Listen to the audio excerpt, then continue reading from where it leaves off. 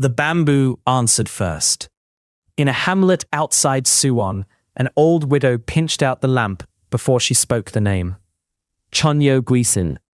She said a white skirt had crossed the lane behind her daughter's wedding house, and no bride in that yard slept until dawn. I walked the Gyeonggi road in late autumn, when the paddies had been cut low and the mud held moonlight like dull metal. Smoke from pine kindlings sat close to the eaves. Dogs barked once, then pressed themselves under the porches. Farther south, the road narrowed between graves mounded on the hillsides and persimmon trees dropping black fruit into the dust. The season named most often was the turn toward winter. Frost came thin on the jars, and paper doors carried a dry, needling cold. In Korean speech, Cheonyeo meant an unmarried woman. Gwisin meant a spirit of the dead that remained near the living. The name carried a whole fate in 4 syllables. Villagers often lowered their eyes before saying it aloud. I heard other names with it. In Jeolla, some old men called her simply the Maiden ghost. On Jeju, one fisherman folded her into broader talk of resentful dead women. Yet the white hanbok remained, and the untied life remained with it. The first full account came to me in 1894 from a copied family letter in Yongin, read aloud by a schoolmaster whose hands smelled of inkstone and lamp soot. It named a rice broker's youngest sister, Hyunok, dead before marriage at 19.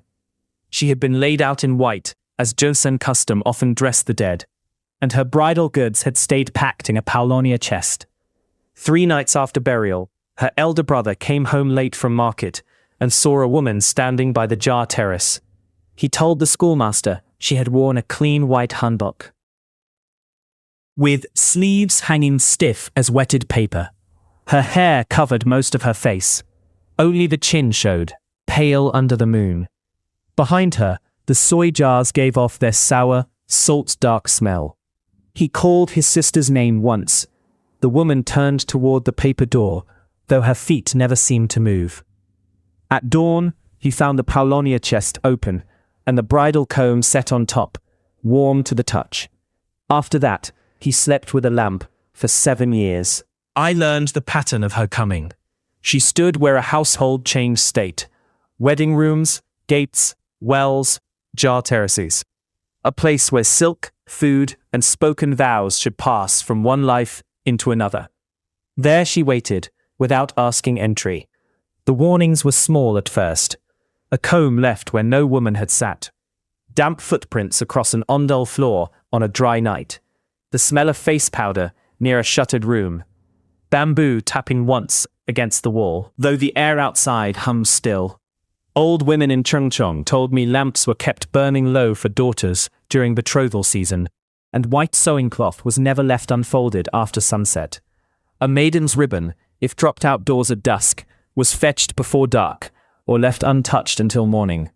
One taboo returned again and again. No one called a dead unmarried daughter back by childhood name after nightfall. They said the voice gave her a road. In one village near Gongju, mothers spoke only into their sleeves when grief rose after supper. In Hwanghae tellings, the maiden ghost often stayed near wells and washing stones. Water made her presence clearer. Witnesses spoke of long black hair trailing on the surface without sinking. In Gyeongsang, she appeared more often on inland roads, near wedding processions delayed by weather. On Jeolla's coast, I heard of a bridegroom's boat becalmed under winter cloud. A woman in white stood at the bow before dawn, sleeves moving though no wind touched the sail. The men burned mugwort at landing and would not speak the sight for a month.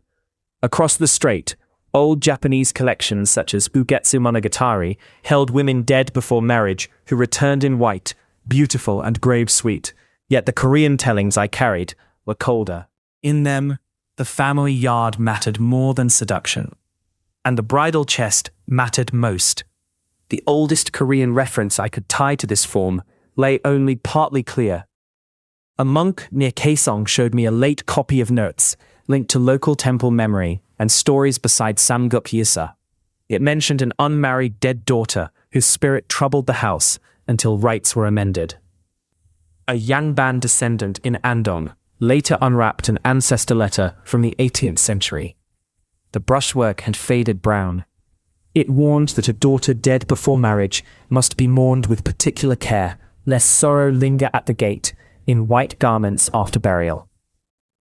What the road gave me was this. The Cheonyeo Gwisin was never told as a wandering thing alone in the hills. She remained close to courtyards, stored linens, combs, ribbons, and doorways. The living had placed her there, and then feared meeting her again. I carried these words from village fires and temple floors, and I ask one thing in return. What name do you not speak after dark?